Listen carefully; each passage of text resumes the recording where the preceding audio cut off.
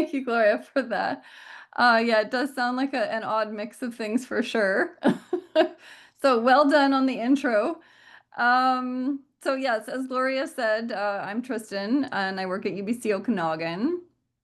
And before I move forward with the presentation, Right. I do want to respectfully acknowledge that we are gathering on the unceded traditional territory of the Syilx peoples, in particular West Bank First Nations, whose lands we live, work, learn, and play upon. So we honor their past, present, and future presence, their stewardship of this land, and the longstanding cultural, spiritual, and societal relationships they have within this region.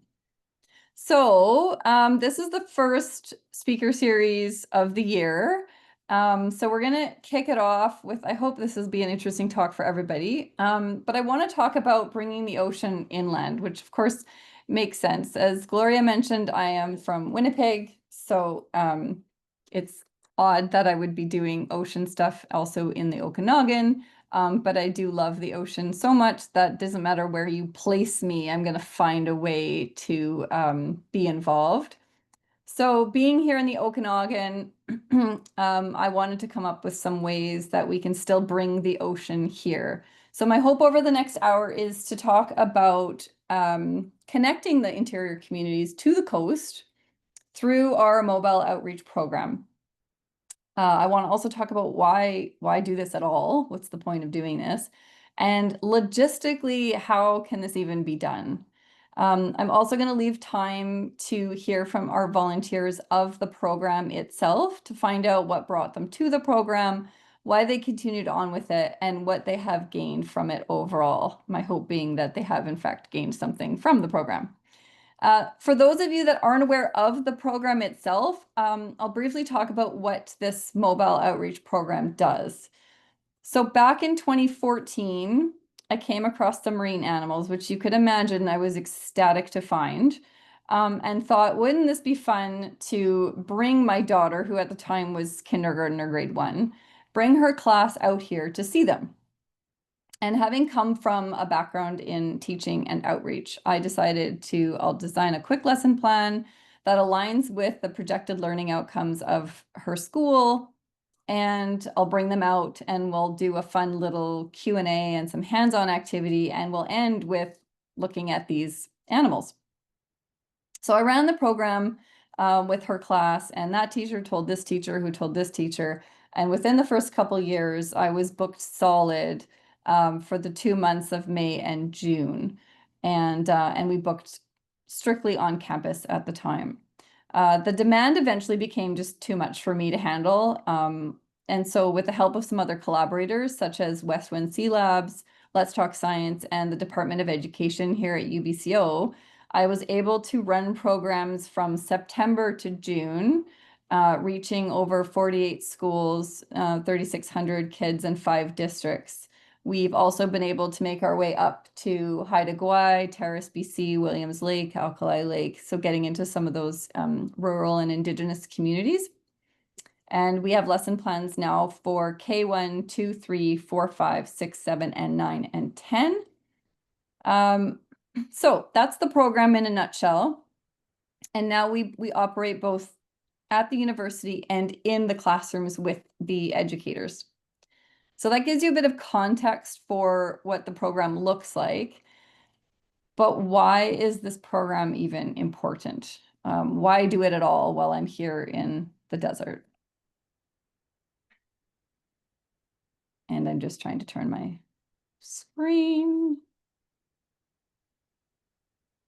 Hold on. I need to close this for 1 second. Oh, there we go.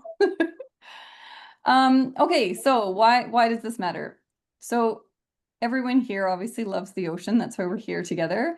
Our oceans impact everybody, whether we're talking about climate, food systems, or biodiversity. It doesn't matter if you live 5 minutes from the beach or 5 hours inland, you still are going to have an impact on our oceans.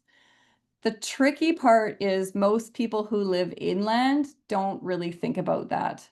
The ocean feels like this distant, mysterious place full of sharks and seaweed and vacation dreams. Not something that really affects your everyday Tuesday. but it does. Every choice we make on land, from what we buy to what we toss, eventually is going to make its way back to the ocean one way or another. If we want to inspire change, we have to build that connection, make people realize that even if they don't live near the ocean, they're still part of the story. And it all starts with awareness.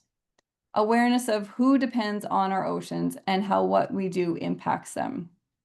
Because let's face it, nobody cares about things that they don't know about. You can't expect somebody to protect our ocean if their only connection to it is a screensaver. Awareness is the first wave of change. Once people see how connected they are, that's when the tide can really start to change. And so that's kind of what we're all about. Oh, goodness. The arrow is disappearing on me. There we go. All right. So the power of experiential learning, especially when we're talking about students getting to interact with live animals, it just goes so far beyond what they'll actually get from memorizing a textbook or staring at a picture. Something happens when kids can actually see and touch a living creature. They start to connect because they're literally connecting. So there's something about that moment, holding a sea star in your hands or feeling a crab's tiny legs move and watching a snail peek out of its shell. It sparks a sense of wonder unlike anything else. Now, Gloria talked a little bit about my experience with my first experience with the ocean. And it was, I mean, I still remember at 11, I still remember the picture of the ocean and just that overwhelming awe of the looking at it going, oh my gosh, there's a whole world going on that I cannot see or hear in this body of water. And I mean, that's all it took for me. I was hooked from that one visit. And I will say that hemp bracelet got really gross because I did wear that for a long time. Once it started smelling, my mom put her foot down.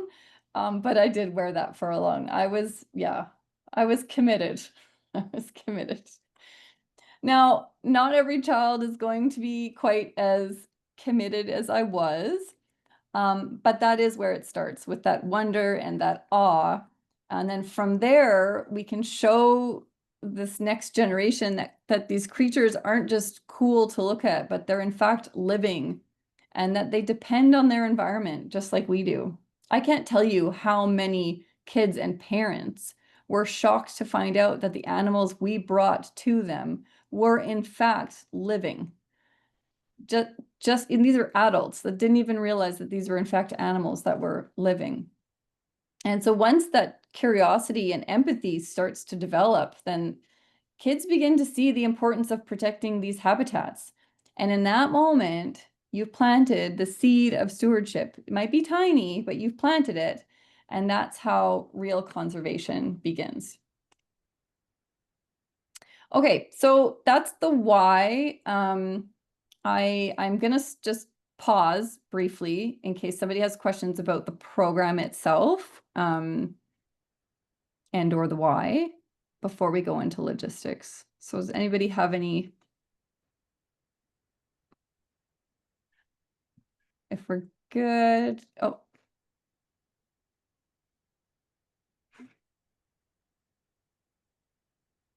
Gloria, are you okay? Did you have a question? Oh. I just wanted to ask, is this where you take the aqua van? Is that what you're doing? I wish I had an aqua van. Yeah, we have cars. Oh, And really? yeah, we load them into the vehicles. But that's what it is. Yeah, so we have the on campus at the university, and then we also take them out in the cars and bring them into the classroom. Well, that's hard work. Yeah.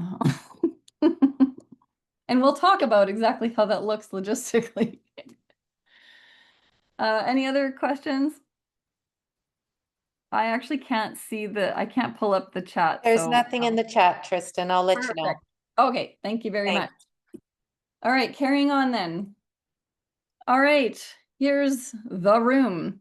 So This is we call this the animal care room. This is where our marine animals that are used in the program are housed.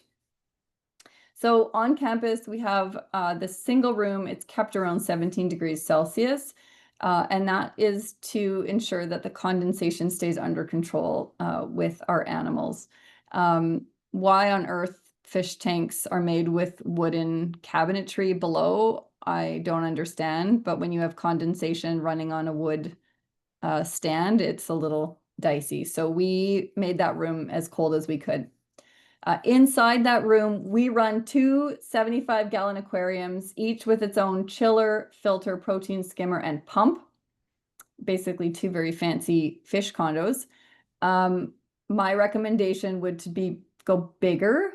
75 gallons is the absolute minimum volume you need to stabilize your water chemistry, and we constantly are still having issues with our water chemistry. So 75 is the bare minimum, but I would recommend something larger if you're looking at doing something like this. We also have an incredible animal care team of 5 volunteers, including myself, who handle everything from weekly water testing and changes to monthly equipment inspections, regular cleaning, repairs, and of course, feeding and monitoring of the animals themselves. Our team does stay in touch through a WhatsApp chat, which is both a blessing and a curse.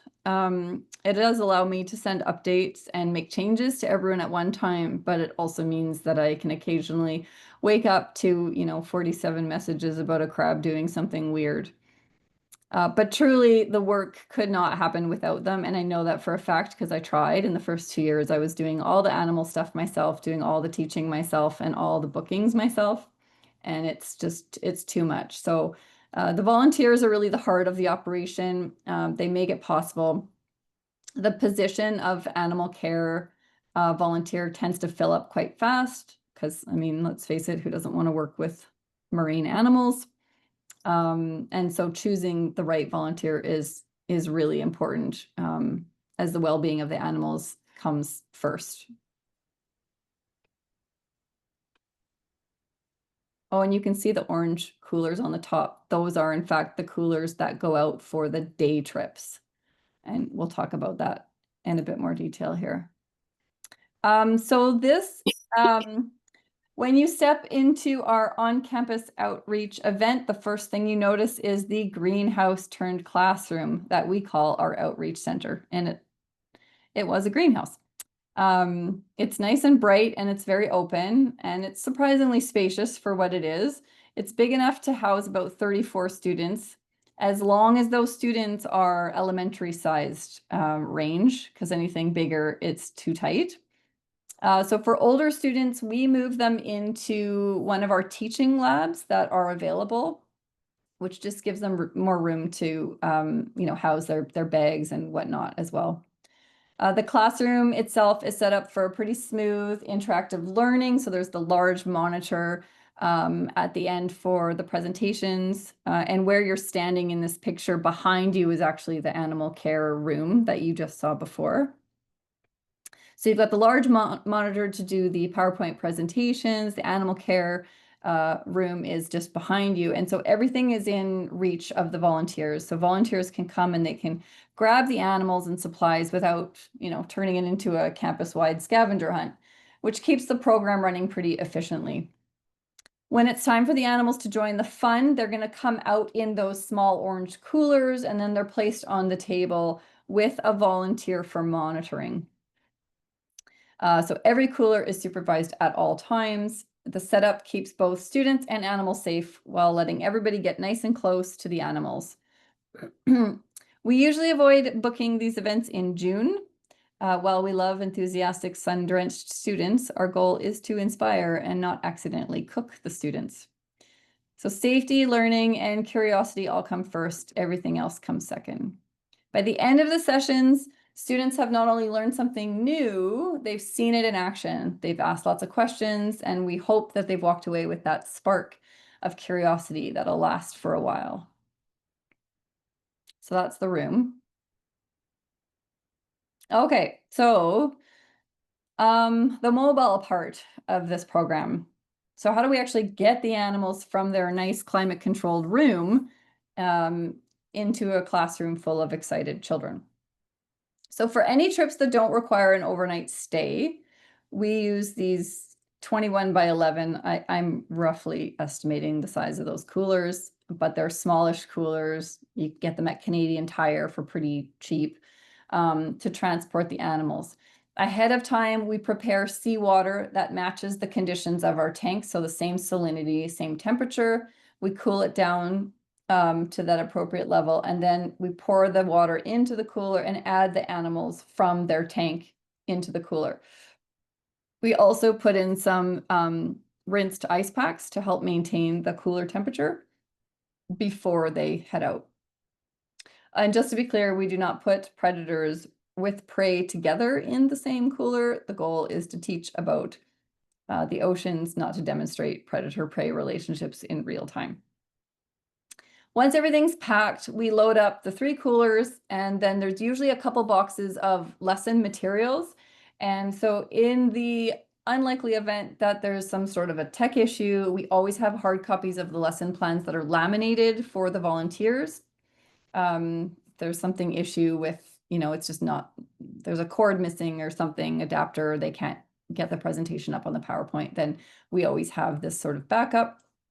And then the boxes have whatever materials, maybe they're making a sea jelly out of cups and ribbons. So all those materials are packed in boxes along with the animals, and they're loaded into the vehicles for the volunteers to head out to the class. So typically it's a team of 2 to 3. When they arrive at the school, the lids on those coolers stay on at all times. They do not come off until the very last moment. We do that for a couple reasons. One, we're wanting to maintain that temperature. And 2, the kids know there's something exciting in there. So you want to wait till the very end for that big reveal. Which is great because if you completely botch the lesson plan, it doesn't matter. You open up a lid filled with animals and you're golden, right? It doesn't matter how well your lesson plan went. So before touching happens, we have a very strict hand washing protocol. Every student washes their hands thoroughly. We don't have them use soap because kids are not good at rinsing soap, and soap is not great for our animals. So we do a full rinse right to the elbows because, let's be honest, even though we say just one finger, sometimes the entire arm makes its way into the water. After animal time, everyone's going to wash again, soap and water, before wrapping up with questions. Then when the session is done, the animals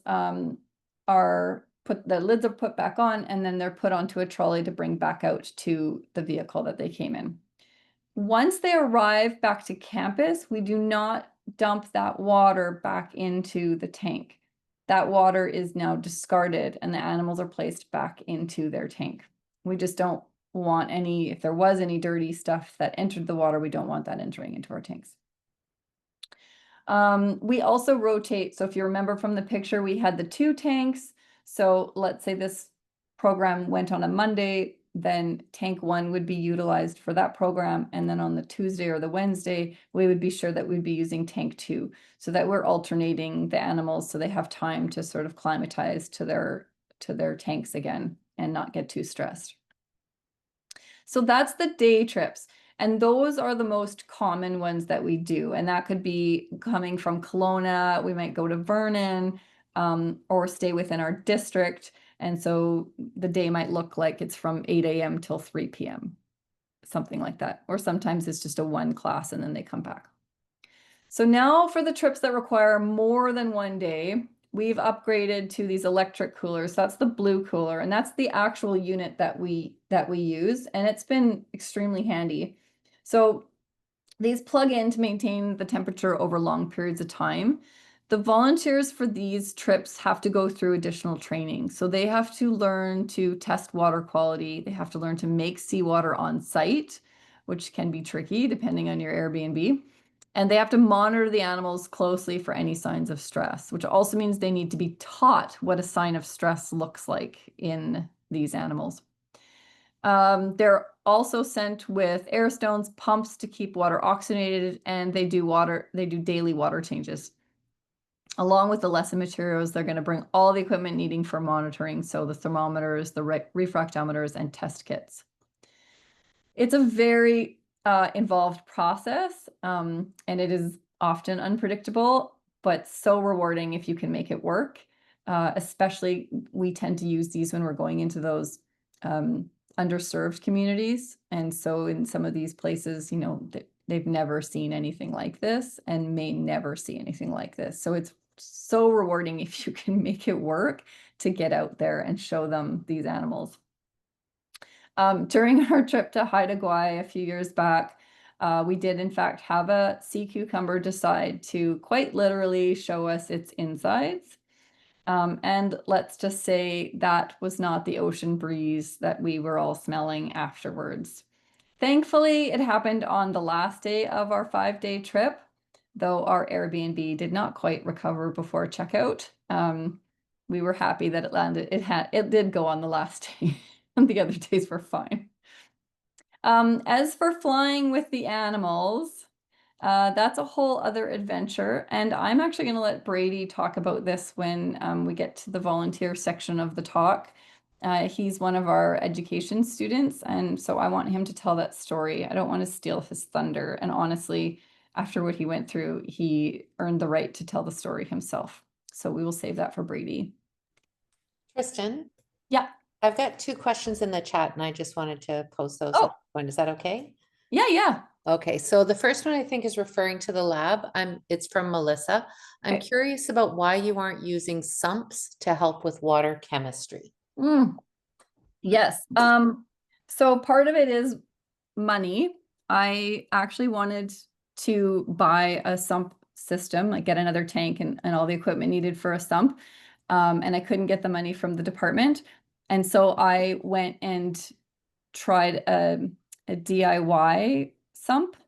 And we just kept having issues with, because we bought plastic totes and created like 3-layer bins for the filtration system, and it just kept cracking or it would leak, and we couldn't get things to seal. And I'm still hoping to get a sump in there, but I just need some money, and the department is a little tight on money. So I would love to have a sump though. Yes, that's a great question.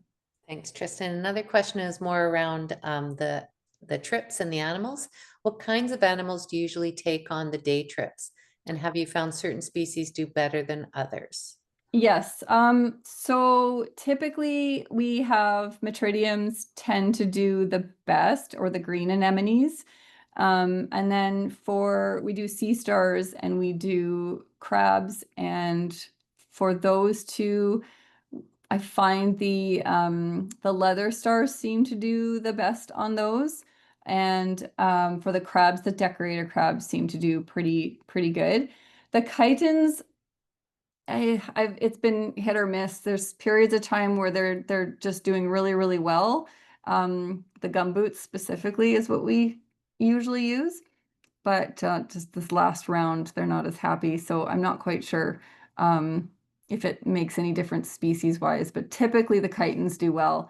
The sea cucumbers are the highlight of every single program, but they tend to be more sensitive, especially to any salinity changes. So they are a bit trickier. But anemones, crabs, and snails, and leather stars, and urchins are usually pretty good. Thank you. That's it. Okay. So in the little speaker series advertisement, there was sort of a promise that you guys would walk away with some actual resources. And so what I did was I put together a file full of what I hope to be useful materials for everybody here. And inside there is a comprehensive list of everything that you would need to run this program, similar to ours, whether it's a short day or a long trip. So it's just sort of all the items that you would need, the things that you have to consider when you're doing these types of trips. And I've also included a folder with lesson plans for a range of grade levels with the complexity you can make it more complex or not. but they're focused on connecting interior students to the coast. So if any of you here are educators in the interior and you're trying to make those connections, there are some lesson plans in there that I put up that would help make those connections for students. And they're totally adaptable and you can do whatever you want with them. You can scale them up and or simplify them. And because I know how helpful visuals can be, I've also added the PowerPoints that we use in our UBC mobile biology program. So all of the ones that we use for the K to 10 are up there as well. And you're more than welcome to take those and use them as you'd like, or modify them. There's no copyright policy here. You can do whatever you want with all the materials there. Okay, so we already tackled 2 questions. I'll just check to see if there's any other questions. Looks good. Okay, so I want to talk now a little bit about the volunteer component, because like I said before, you can't do this level of program on, well, you can, but you go crazy trying to do it by yourself. So you really do need a good team of volunteers. So the reach of this program is only there because of the incredible team of volunteers we have and the work study students that we now have. So they really are the backbone of what we do. So our volunteer team is split into 3 main categories. And just because this is how I do it doesn't mean this is the way to do it. This is just how it sort of unfolded for us over the years. So we have an animal care team, which I briefly talked about before. So this is the group that does the animals, making sure the animals are living their best life. Their job is to maintain, solid water quality, manage animal husbandry, do that painstaking, fun process of making seawater, which is trickier than it sounds. When you can't pull from the ocean, you've got to make it yourself. Feeding the animals and monitoring. And then the handlers is another sort of intermediate level. So the animal handlers are like sort of loading and unloading crew. So they're responsible for meeting with the animal care team and or going into the animal care room, loading the animals into the coolers, getting them ready on the trolley, and then bringing them to the teaching volunteers. So there's essentially 3 sort of groups that are involved in this whole process: your animal husbandry people, your animal transporters, and then your teaching volunteers. And so the animal handlers, they're the ones that would be involved in making sure that, tank 1 is used on the Monday, but tank 2 is used on the Wednesday. So that's sort of their job. And they would clean the coolers after they come back, disinfect them, make sure they're sterile for the next round. The teaching volunteers, these are the rock stars who actually deliver the lessons in the classroom. So they're the ones standing in front of the kids doing all the talking. They typically go out in a team of 2 to 3 with a full lesson plan in hand, running the activities, keeping those students engaged, and bringing the science to life. They're also responsible for keeping the outreach center clean. So that was that greenhouse room that you saw, making sure it's stocked and ready to go, and also ensuring that materials are ready to go for the outbound lesson plans. Then we have work study students. Now this is relatively new. And again, this just came with as my numbers increased and I needed more support, we were able to get a work study position. So we have between 1 to 2 work studies. Currently we have 2. And they focus on volunteer training, scheduling, acquiring materials, advertising to schools, and supervising the animal care team. Essentially, they're making sure that everything and everyone is working the way it's supposed to. At one point, we had about 120, this is a few years ago, we had 120 volunteers in 1 year. Fun fact, nothing teaches you patience quite like trying to manage 120 volunteers at once. Over time, I shifted to a less is more approach. Quality over quantity, and that really does make life a lot easier. So that's sort of our, the picture here is a few of, well, actually it looks like Keisha, who's going to be talking, is in there. Yeah, so you'll hear from Keisha. Of course you can't. Can you see my? Yeah, this is Keisha here, in case you can see my arrow. So that's just some of our main team there. So how do I get volunteers in the first place? So I am actually quite fortunate in my position at the university because I run first and second year biology labs, which gives me access to over 1,000 students every year. And so I start by sending announcements during their lectures in the second week of the term, and also via my own lab platforms that I have, letting students know about the volunteer opportunities. We also have posters up and around. But over the last few years, many of our volunteers have actually come through word of mouth. So friends who volunteered previously or current volunteers are recommending the program to their friends. Some are passionate about marine education, others love working with kids, and a few of them fall into both categories. Interested students attend an orientation workshop. That's the first thing that we go through, and that one I typically run. And I like to really reinforce the notion of commitment, because we're going to put all this time into training someone. And so you don't want them to just, turn around and drop it after you spent all this time. So I spend quite a bit of time in the orientation explaining the level of commitment that I'm expecting.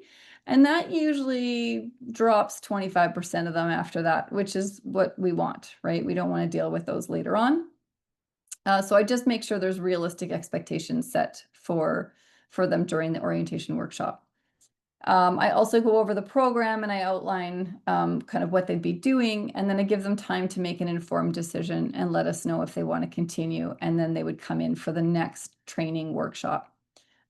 Those training workshops are done by, actually for this year, they're done by Cassandra, who you'll hear from later, and Cassandra actually trains them on the lesson plans. She trains them on handling animals, and so some of the logistics of the program itself and what they would be doing.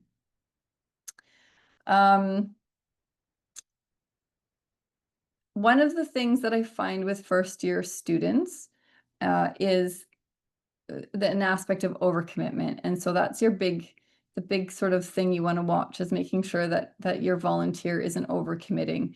And they might genuinely want to do this, but if they overcommit, then they'll fall through the cracks. So that's something I really look for when I'm having conversations with these volunteers. So those who remain after that first orientation, they'll run through the training series. And then usually by the end of the 4 training sessions, we end up with 20 to 25.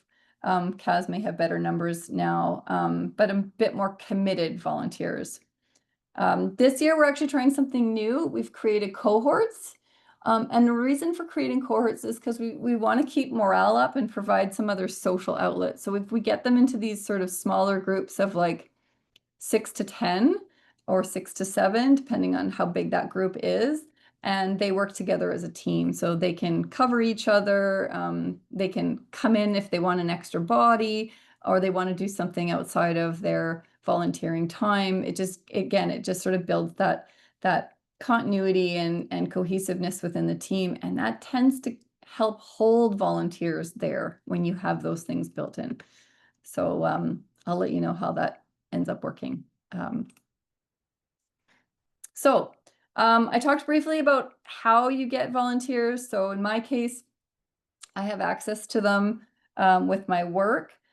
Posters do actually work well. I know it's old school, but it really does work. And when I ask students who reach out, I say, how did you hear about us? And it's like, oh, word of mouth, or I saw a poster on the wall. So they do in fact work. But keeping them, how do we keep them? Since we all know they eventually move on, and in my case, apparently graduating and getting a real job is something that they want to do, I'm going to lose them, right? So how do I make sure that their time with us is meaningful, something that they can carry with them, and hopefully spread the good word of ocean literacy far and wide, right? Wherever they go, they can take this with them and continue to spread what we're doing. So I've always felt that building a community is key to keeping volunteers. And as Gloria mentioned, I have this animal sanctuary, and I've learned a lot about volunteers and creating community within that framework. And that's really helped me in the mobile biology aspect. So one of the things we have is the shared chat. You can you can swap stories, you can share pictures, you can coordinate coverage. So again, within those cohorts, they can reach out and say, hey, I'm not feeling well. Can somebody cover for me? And it just gives them the sense of belonging within their group, and that keeps them engaged. Appreciation days or appreciation night, so pizza night, trivia night, anything that involves food and chaos, volunteers seem to really like. So those are fairly easy to put together. So in my, I'm just going to diverge a little bit, but in my animal sanctuary, and I can be corrected here because there is a couple animal sanctuary volunteers here as well. I've got 17 volunteers, I believe, and there is 3 chats. So there's urgent chat, which is the one that I'm the only one supposed to talk in, where I would give changes that, information to the group. And then there's a fun chat, and that thing is always going off, and they're sharing, funny stories about what Bill the goat did, or for us, Bill had surgery and now he peed, and we were very excited because Bill peed, which we weren't sure that Bill would be able to pee. So, that was sent out, and everyone's excited. We just did our first big vegan Thanksgiving potluck. And I think there was 18 of us all together, and it was a huge hit, and Christmas concert and corn maze adventures and sitting on bales of hay with drinks and snacks in an evening. And it just creates a really cool community. So anytime you can do that, however you do it, is, I think, paramount to keeping your volunteers going, and creating that connection is key. With my mobile biology program, again, because it runs a little differently, I often have 4th-year students who do graduate. I do have a few 1st and 2nd years this time, so I'm hoping they'll stay for a few years.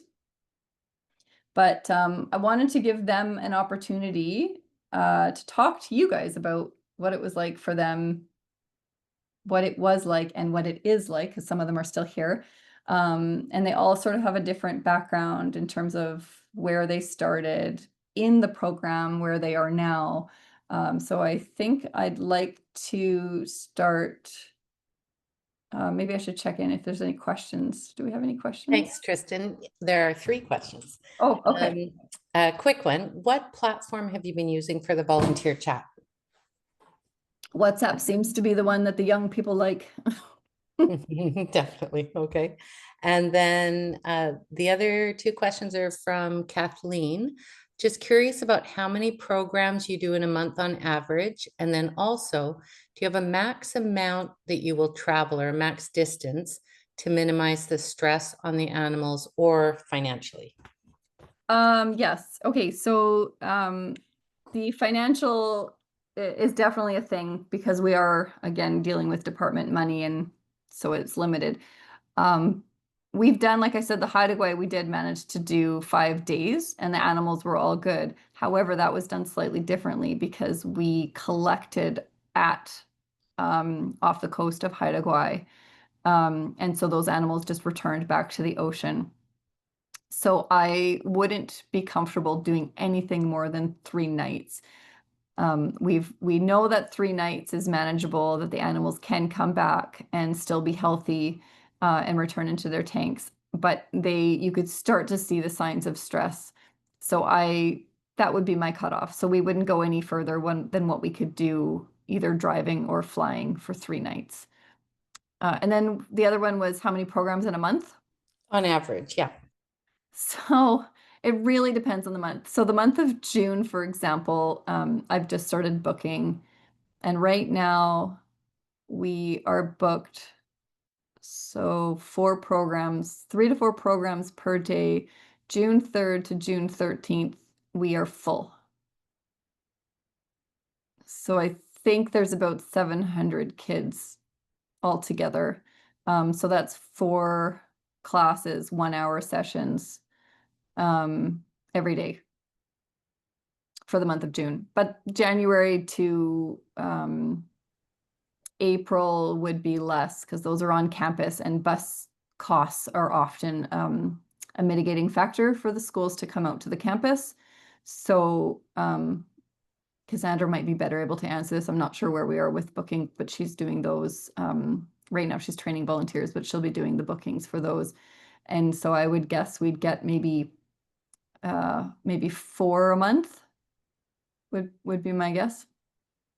Okay, we have 2 more questions, but one I think we can save for Cassandra since she's in Sure. charge of booking the programs.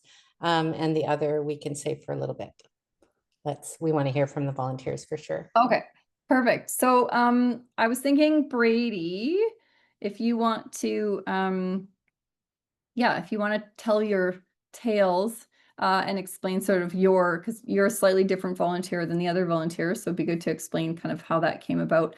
And of course, your fun time on the plane, I'm sure everyone would like to hear. Yes, I'd be more than happy to. Yep. So my name is Brady. I volunteer for Tristyn for the Marine Biology Outreach Program. And I'll just explain how I got involved in it, my experience with flying with the animals, and then also what I got from this whole experience. So I was in the education program at UBCO, and we were given something called a CFE, or a community field experience. Now, one of the experiences that was listed was Tristyn's Marine Biology Outreach Program. So we picked our top 5 choices, and that one was my #1 choice because I've always had a love for the ocean since I was a kid. And it really intrigued me. I wanted to know more about it and what they were doing. So that's how I got involved in that. Now, in terms of my experiences with the program, it has been absolutely incredible, but Tristyn wants me to speak on a particular one, which was my experience with flying the animals to Kitimat. So as she explained, we did not stay no more than 3 days in Kitimat because we agreed that that's how long we wanted to stay there to keep the animals as safe and healthy as possible. Now, in terms of flying with them, we had to pack them up into a cooler and we had to seal it as tight as we could to make sure that no water leaked out and that the animals wouldn't be bouncing around a lot. So we sealed it up nice and tight. And then we got it through security. They asked us like, what's in the cooler? And we told them, oh, there's sea creatures in it. They kind of looked at us like we were joking, and then they went cool and they sent it through. So it got on the plane and we flew it up to Kitimat.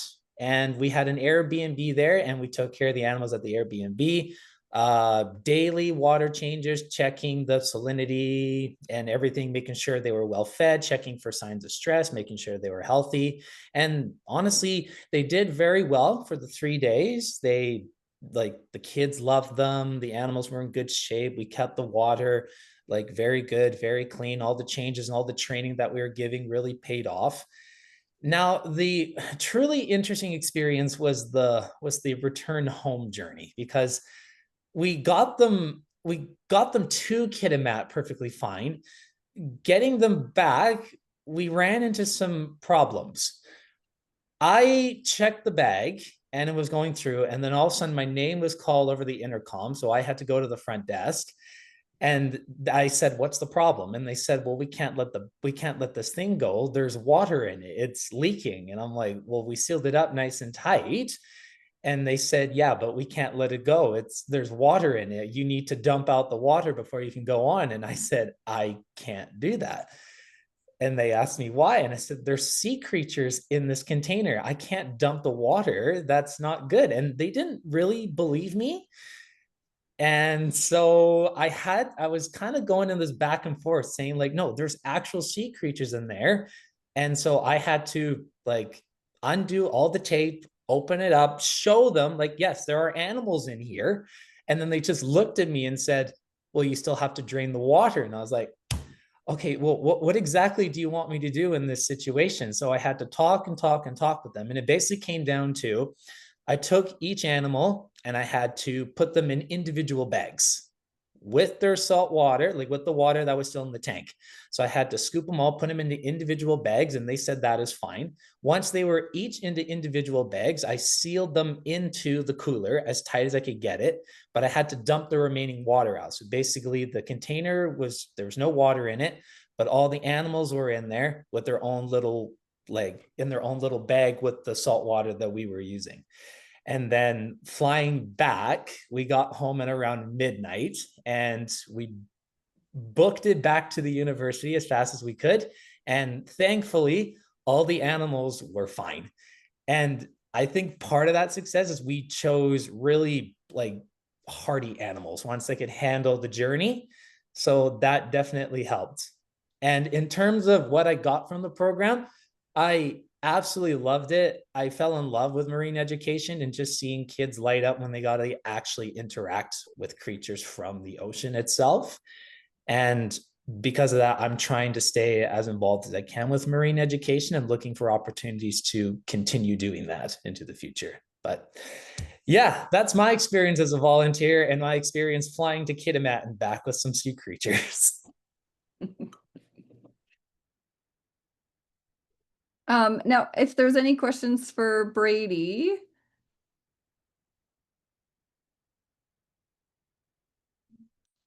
And if not, I think Brady did, there was a question for Brady about how you fly your animals. I believe Brady did a pretty good job of explaining that.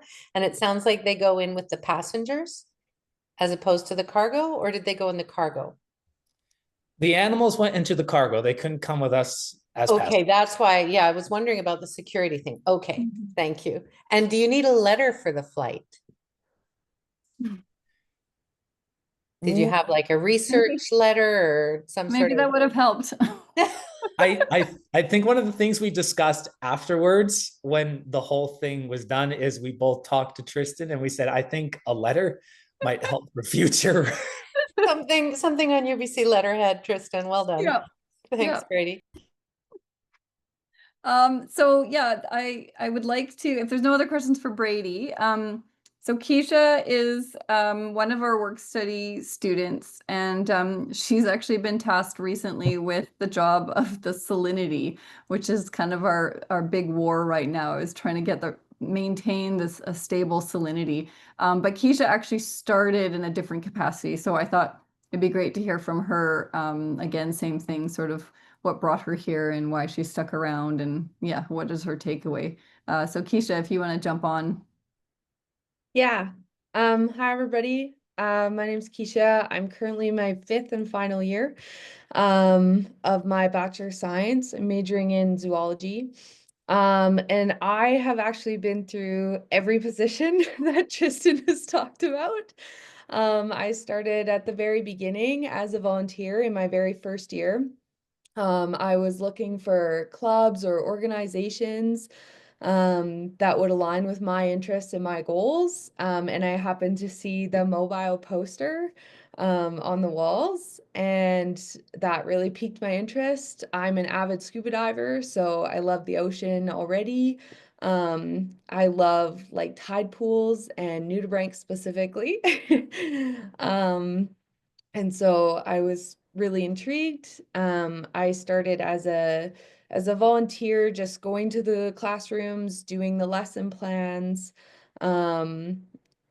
Yeah, and it was a lot of fun. I really enjoyed it. There was a lot of variety. We have lots of different age groups that we're doing. I love being able to teach the next generation about the ocean and the environment and how important that is. And then after a year of doing that, an animal handler position had opened up, and so I applied for that position, and I got that. And so that really involved, as Tristyn mentioned, putting the animals in the coolers, giving them to the volunteers, making sure the volunteers knew how to handle the animals properly and appropriately, with the kids, and then just kind of any of the maintenance that came with that. And I was an animal handler for about 2 years. And as I got to know Tristyn and her outreach, both in and out of school, because I also am a volunteer for Happy Hooves. And so just working directly with her, I was offered a lead work study position as an animal care. And so as Tristyn mentioned, we do like salinity and I do weekly checks on the tanks. Our salinity right now has been a challenge. The salt water specifically, you have to make it the exact same every time, which means the exact same amount of water with the exact same amount of salt per bucket. And as we all know, salt doesn't dissolve right away. And so it's a lengthy process. There's multiple buckets at a time. Um, and you have to be able to kind of maintain the tanks over preferably a month or a week, like with the same salinity, in order to consider them stable. And when you add animals or you're removing water and there's new animals coming in, that can become a challenge because you get salt evaporation, and then the salt's not right. And if the salt is even a few degrees off, the animals can be stressed and then they'll die. So it can become a challenge, but we're slowly but surely getting there, getting into that process. Yeah, so that's kind of where I am now. I'm new to this position, but I'm really excited in my final year to work hands-on with the animals and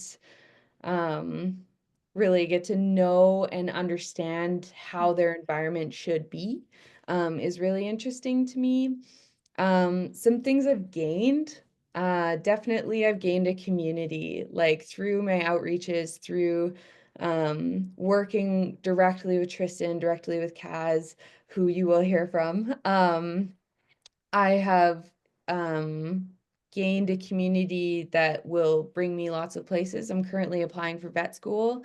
And so the Happy Hooves and the Mobile really give me branches to different organizations and different areas that I can look into even studying in the future. As well as I learn something new every day. Something always comes up. Even once I think I have maybe possibly figured it out, the animal care room will prove you otherwise. There is always something new every time you go in there. Keeps you on your toes, but I love that aspect of it. I love being able to problem solve through things, and yeah, just the animals in general have been a really cool aspect to my journey. So Thanks. It looks like we have a question for Keisha. yeah. Do student volunteers get to help collect the animals? And where do you normally acquire them? Yeah, so the student volunteers don't typically collect the animals, the animal handlers do. So the animal handlers are the ones who take the animals from the tanks into the coolers. And then once they're in the coolers, then you pass them on to the volunteers. And they will handle the animals within the cooler. And then what was the second question there? Sorry. Well, I think the person's interested in where you acquire the animals. That's Like from what? where, Yeah, so from the coast actually. Mhm. They're ordered in, I believe, from Victoria. is it from Um, Westwind? Yes. Yeah, Westwind Sea Labs. yeah.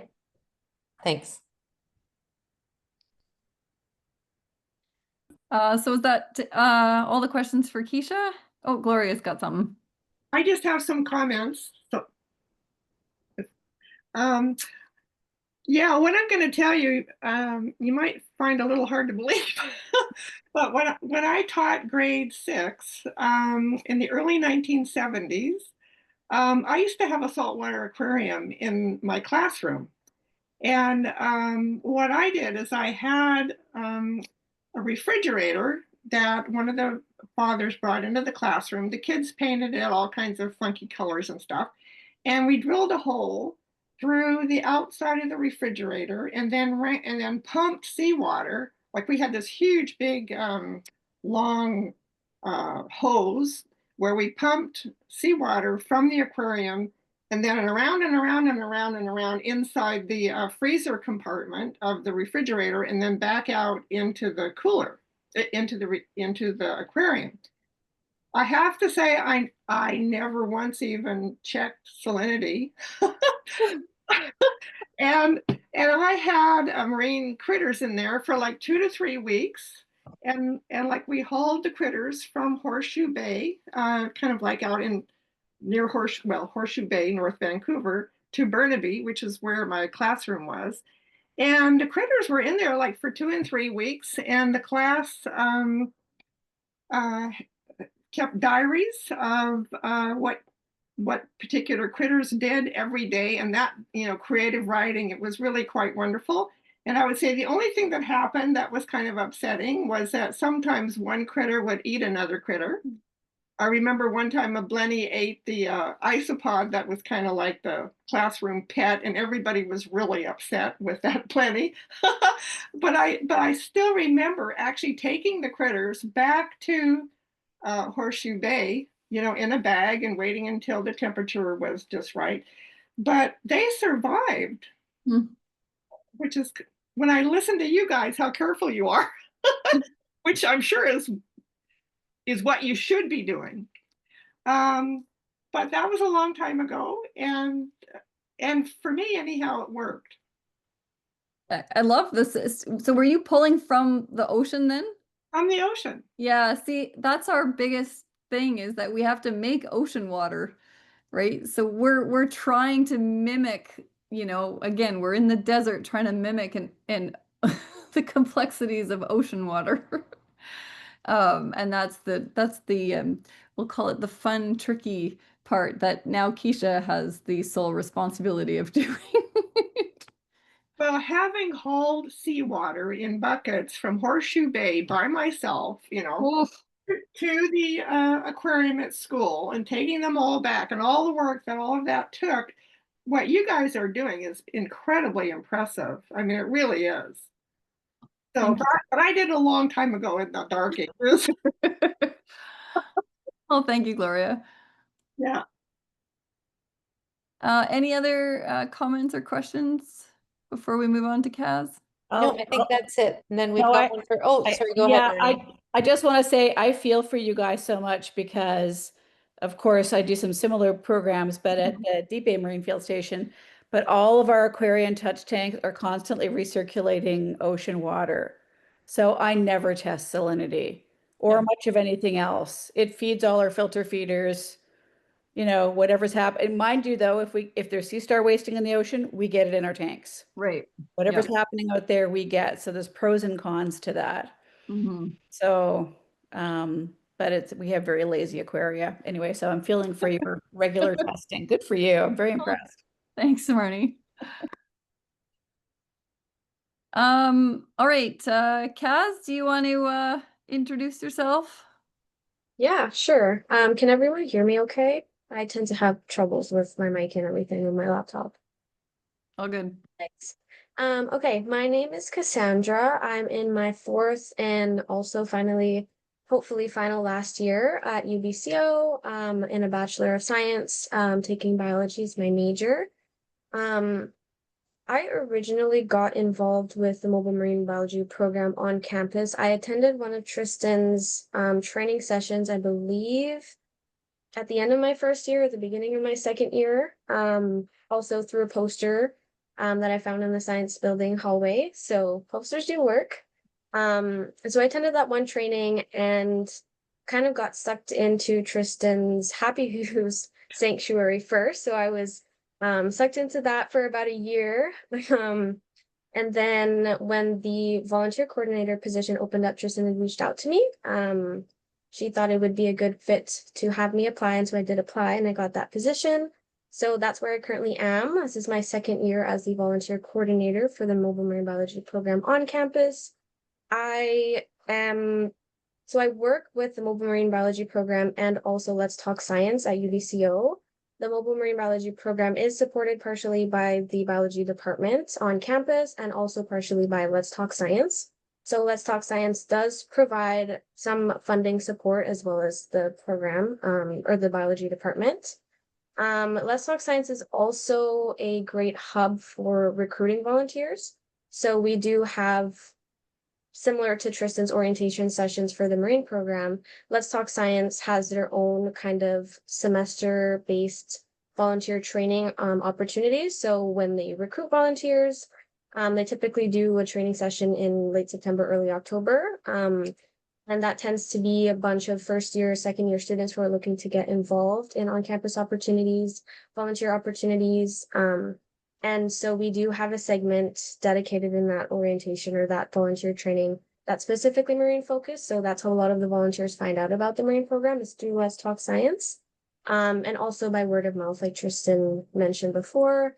And so that's currently my role right now is volunteer coordinator. So I work directly with the volunteers and like Tristyn mentioned before, training them. That's currently what we're working on right now this semester. And then we're starting to get into actual outreach and teaching in the classroom or in the outreach center on campus next semester. And then I also am in communication with the educators. Me and Tristyn kind of work together with the bookings, which is a huge chunk of what we do. I think last week got flooded with like probably 50 emails from Tristyn. Oh, booking this school on this day. So that's kind of how we do it. I guess our platform right now, we've just moved over to Microsoft Calendar. That seemed to have worked. That way we can add all of the educators' emails, all the volunteer emails, and any details within the descriptions of that calendar booking. And that way everything's consolidated into like one platform. And any live updates that we add to that, like if we change the time by like a half hour from 9 a.m. to 9:30 a.m., it updates on the educator's side, it updates on the volunteer side, my side, so we can stay updated on any changes that are made to that. I think Tristyn mentioned earlier, one of the biggest issues that we have had in past years with volunteers is specifically volunteer, like having them stay with the program. Most of the time I have, in my experience, have volunteers that they show up to the orientation session and the one training session that we have, maybe 1 or 2 outreach sessions, and then they just kind of filter out. So maintaining those volunteers has been a struggle and a challenge that we are facing. So what we've been implementing this year is kind of that volunteer commitment. So we've kind of moved over to having a minimum commitment through this program at least 1 or 2 hours a week. So when they sign up, they register, they attend the orientation session. They are made aware that there is this commitment and they are expected to show up, and whether it be there's an outreach scheduled or if they're just working on restocking the kits, or even cleaning the outreach center, they are expected to come up and show up for their weekly shift is what we call it. A big thing that I've found with this program and volunteer commitment is confidence in how we train the volunteers, or how specifically I would train the volunteers. We normally have a big chunk of fresh volunteers at the beginning of the year that they do sometimes carry on, and they'll stay with the program for a year or 2 or 3 years, depending on what year they're in their university or in their educational path. So we do have new volunteers every year, but also a set of senior volunteers, I like to call them.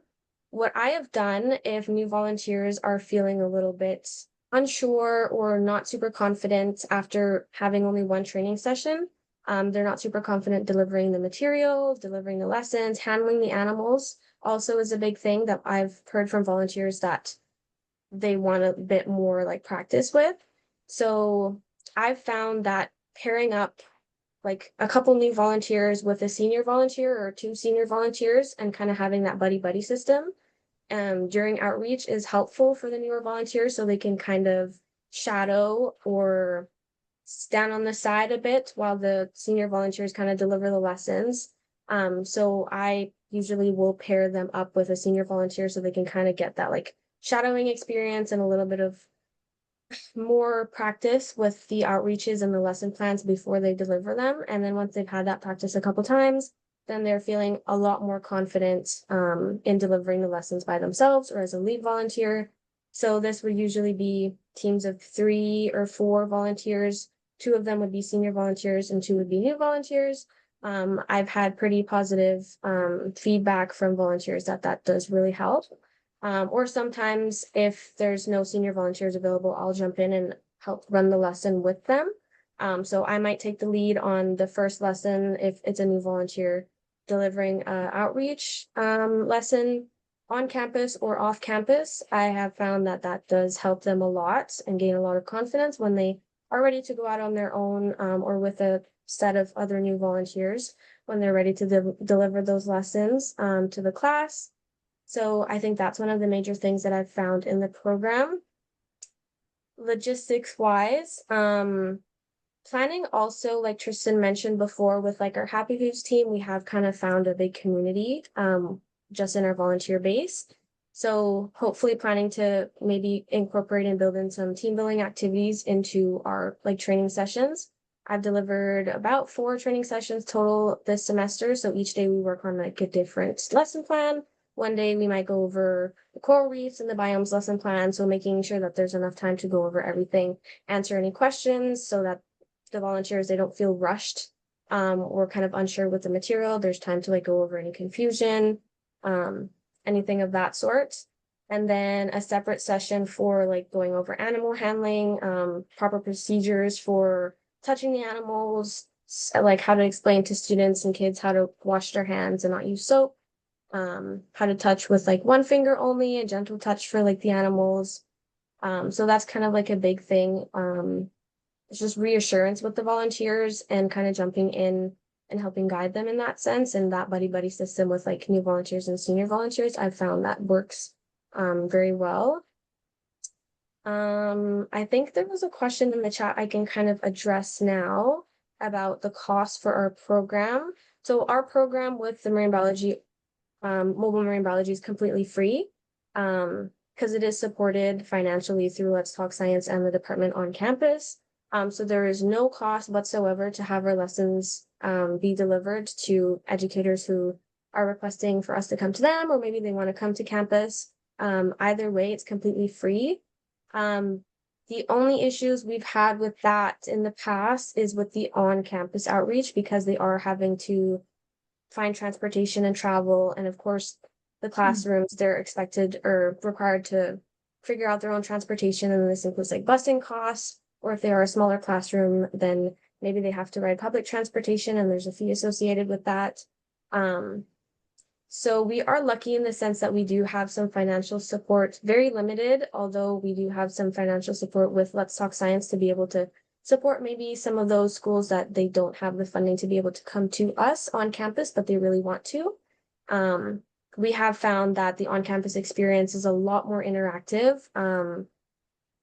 When they get to come to campus and maybe they get to tour our outreach center, they get to tour our tank center, they get to tour some of the labs that we run outreach in on campus. Just being in that lab space while we're delivering those lessons has such a different like environment for their learning and their experience with the marine biology program. So it's a great way to have them kind of be present in a lab space or in like a teaching space like that. They always do enjoy coming to campus and just being in that space. But that is kind of like one of the bigger issues that we have run into, is that transportation cost. But otherwise, anything that has to do with our lessons, delivering our lessons, providing these outreach sessions is completely free to the educators. There's no cost associated with that. I guess I can explain or kind of talk about what I've learned from my position as the volunteer coordinator. Definitely juggling like time management, because I do also volunteer with the marine program sometimes, and also volunteering with Let's Talk Science. Let's Talk Science is based, we do have a site here on campus at UBCO that does STEM outreach similar to the marine program. It's just science related and not specifically marine biology related. So managing the Let's Talk Science logistics of volunteer coordinating and reaching out to the educators and all of that, and also on the marine biology program side with Tristyn. So just coordinating with both of my supervisors on kind of a middle ground, what works best for everyone. That's kind of what I've learned through this program. and also a lot about learning, not specifically my own learning, but teaching and learning in kids. I have two younger brothers, so I'm very familiar with kids and how they learn and absorb information as they're growing up. So being able to just deliver these sessions when I do have the opportunity to volunteer in the classrooms and on campus, just getting to experience how much kids absorb this information, and how powerful these outreach sessions can be, whether it's just an hour, maybe they might come and are involved in an hour-long outreach session, how much they can learn and gain from that and take back with them. I've had students and whole classrooms like write letters back to us and saying how much they learned from coming to campus or have learned from us coming to them, and how much they really loved our program and how they hope for us to come back someday. So that impact on the kids, I've gained a lot from having that experience and learning how much this program does impact kids across the Okanagan. Awesome. Thanks, Kaz. Yeah, I don't know if anyone has any other questions. Think we're good. So the last volunteer is actually a very different volunteer in that he's a high school student. And so that's Mateo. And I'm just going to let Mateo explain how this came to be in the first place. I will say that Mateo was very persistent. I don't normally take high school students as volunteers, but his persistence definitely paid off. And I finally thought, okay, I'll give this guy a chance. And of course, he's been absolutely fabulous. So Mateo, do you want to say hi and just talk a little bit about what you kind of gained from this program and what brought you here? Yeah, totally. So, hi, I'm Mateo, and as Tristyn said, I'm in high school right now, and so I'm in my grade 12 year, so about to graduate, really excited. And when I was in grade 10, I basically, since I was little, I've had like this giant passion for the ocean and marine species, and I knew I wanted to be a marine biologist. And so in grade 10, I was like, okay, I really want to get experience with some sort of like marine biology program or some science program. I want to get involved whatsoever, something like that. And after reaching out to my school, they were like, oh, like maybe you should reach out to UBC and like maybe see if they have any volunteer programs or anything like that. And so I literally emailed the UBC Department for Sciences, and I was like, I'm Mateo. I'm super passionate about marine biology and all this stuff and conservation, and I would love to get involved somehow. And they were like, oh, here we have the perfect person. And then they referred me to Tristyn, and through Tristyn, same as Cassandra, I first joined the Happy Hoofs program for about a year and a half. I was working there, and it was awesome, honestly, like working with the animals and like getting that experience firsthand. It really like showed me that like biology was my passion after all, and it wasn't just like a dream. It was more like something more like a passion. And then after about a year, Tristyn was able to pair me up with another student from UBCO, and so also like Cassandra said, basically like a senior. His name is Sivan, and I joined with him, and I started volunteering about. It was probably like a year ago, and it was honestly like it was so amazing for me as a high school student.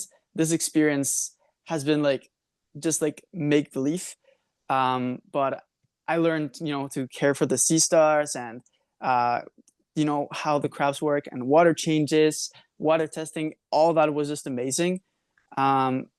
And I was so like inspired by it, to say so, that I even something that I actually took back to my own school was I convinced my biology teacher to start an aquarium club, and we got 2 tanks now, a freshwater tank and a saltwater tank. And so I'm helping him run that program, and it's been super cool. But at the same time, like all this experience just like showed me like a little bit more about the field, and if it was actually something that I wanted to go into. And it's just been like such a cool experience. And yeah, it's just been amazing, honestly. Well, thanks, Mateo. So yeah, that brings us to the end. So as you can see, you know, we got some great volunteers, and like I said before, without them, this program doesn't exist. And just like what happened with Mateo, I mean, that's sort of my hope, is that the students that are either getting the lesson plan or the students that are teaching the lesson plans will take, and they'll be inspired by what they're doing and what they're learning, and they'll carry that with them wherever they end up going, right? To sort of continue that sort of ocean literacy throughout, you know, their future, right? And so exponentially, we can sort of grow that passion and excitement about ocean literacy, whether you're in the desert or on the coast. So yeah, if there's any questions in general, please feel free to just, yeah, pipe up. Otherwise, I think this is recorded, so those that couldn't make it can at least view it. Yes, it is recorded, Tristyn. I think Jennifer will probably send out a follow-up email to all of our registrants next week when she's back. I do want to add that Melissa has a note in the chat, so around some efficiencies that she's found as somebody who keeps a wet lab at a college around seawater and the use of garbage cans and different ways of transporting them. So you may want to have a look in the chat. I'll save the chat and send it to you as well. Melissa, you're welcome to speak to it if you want. And Rachel has just asked, just said, wonderful to hear from you all, and thank you for presenting. So Melissa, I don't know if you want to speak to that at all, or if there are other questions, but we do recognize that we are just before 9 o'clock, so we don't want folks to feel they need to stick around too much longer. We're pretty informal here. Feel free to unmute and just speak for yourself. Thanks, Melissa. Go ahead. Hi. So I'm Melissa, and I teach at Lane Community College in Eugene, Oregon, and I live an hour and a half from the ocean. I actually acquire a collection permit and go and collect myself the species that I'm interested in housing. And we have a wet lab. It has 7 aquaria in it. The largest being 240 gallons, the smallest is 55, several 55 gallons. And something that we've done is used garbage cans to take the water, produce seawater in that with the salts, and stir it, use an external chiller with a coil to cool it. And then we use a water pump, and we pump the water back into the tanks that way, and that avoids the use of needing to have buckets. And the garbage can be put on a trolley. And then the same thing with removing water. We put the water pump at the surface, near the surface, and pump the water out to make it a little bit easier. It's just a little bit more efficient. I don't know what your system is. I just wanted to offer that as an idea if you thought that would work for you. I love the idea of, because then we can maintain larger quantities of salt water. Yeah. By doing, yeah, we just need the additional chiller, but because I think it would Yeah, be that's the fabulous. expense. Yeah. That's the expense. And we happen to have an RO system. And so we actually just drip with the filters into the garbage cans and then use that to make our seawater. But I understand that that's no doubt cost prohibitive. So Melissa, do you use RO to make your seawater? Yes, we do. Okay. I've been wondering about that. Because some people have told me not to use the RO, but you've been using RO. We've been using it, and we have assistance from somebody who's been doing aquarium management for over 30 years and has a business managing the several stores, hundreds of stores, and he owns an aquarium store now of his own. And so he helps maintain our system, and we use him as for consult.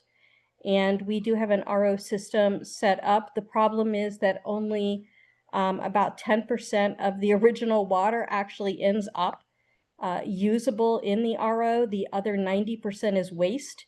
So we have another tube that goes to the drain, basically, behind the tanks. The college pays for the water.